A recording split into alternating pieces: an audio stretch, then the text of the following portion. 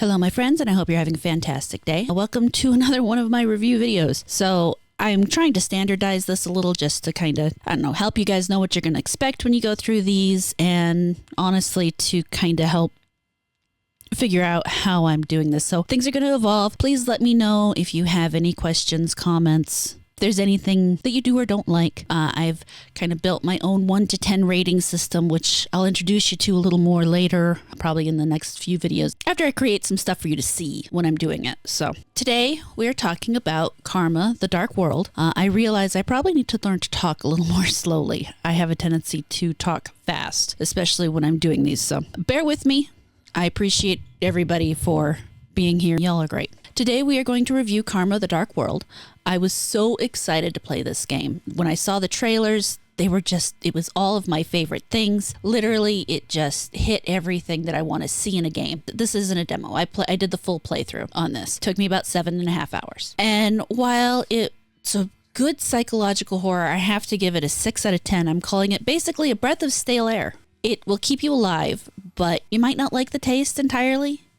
It's not the worst thing ever, but it could also be a lot better. So for the most part, it's really a walking sim / puzzle game. You're mostly wandering around, you're looking for clues and examining things and kind of experiencing the story, which isn't bad. I do like those kinds of games. They have a time and a place, but this one doesn't do anything special with it. It's really, it's just kind of okay. The mechanics work for what it is, but there's not a lot there. Even the puzzles are very derivative, and it does remind me of the Stanley Parable. One thing they do get right over any other game is the way they worked setting up the game itself into the story. Waking up and walking into a room to adjust visuals and even audio is pretty cool. Even if the rest of it just kind of leaves me wishing there was more to be had, it is what it is. It's neat, but it's not fantastic. The story is really what makes this game have anything. It's the only thing that actually puts it over a 5 or even over a 4. The way it walks you through the layers of consciousness, it leads you into this bizarre, twisted place that really, if you're not paying attention, it's not going to make much sense to you. The atmosphere they build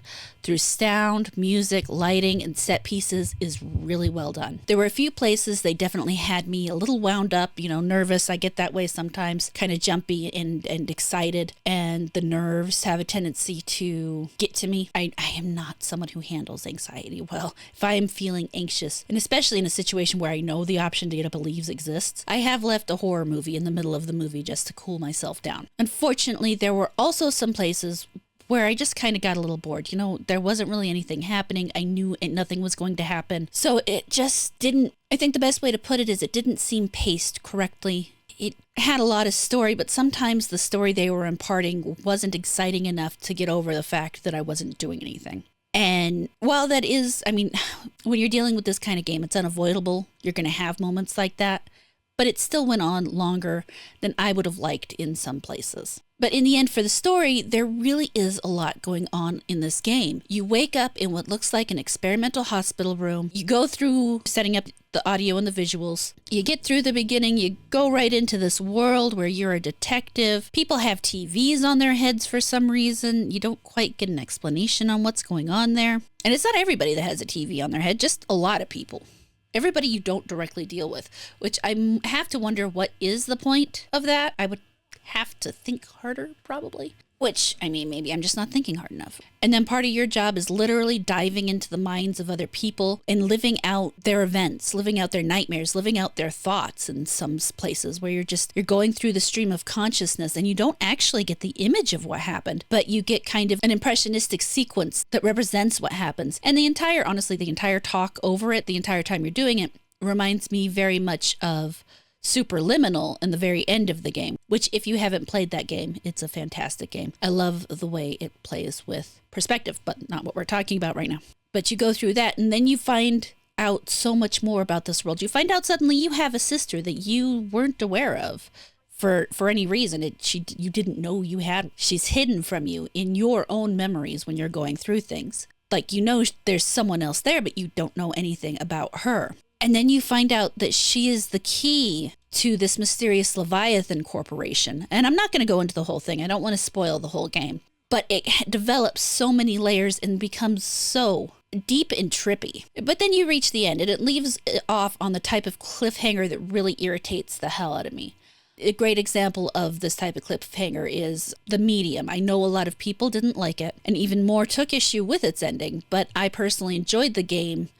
I even enjoyed the ending. I just hated that I don't know. I hate endings that leave me with I don't know. And this game left me in an I don't know. What's happening next? What more is there? It feels like there could be more teased. There could be more that they were potentially going to do or could potentially do. But I also know that this game didn't do particularly well. It has an all-time peak of 1,558 people according to Steam DBD. And as of time of checking, only 14 currently playing. So I don't know that we'll see any more of it, which is sad, but maybe. I mean, a lot of these smaller games do sometimes make enough to create another game. Either way, I do think the studio, Polar Studio, has a good touch for this kind of thing. The music that they pick, the way they use sound, the way they use lighting, it does really well. And I would love to see more in this vein from them, maybe expanding more and maybe making a little less walkie-walkie and a little more scary at times. I don't know how they would do that, but they have this very Orwellian sense, and it's honestly very and Orwellian's the perfect word to use because you can tell they built it off of the various concepts from the book 1984. They put the book in the game in a number of different ways. Now, would I recommend streaming the game? Maybe. If you're doing games with Orwellian themes or just psychological type games, this would really fit in. If you want a game that only takes about 7.5 hours, you could do it over the course of 2 or 3 sessions. If you're looking for a game that's a little less action and very easy to engage with your audience, I don't know.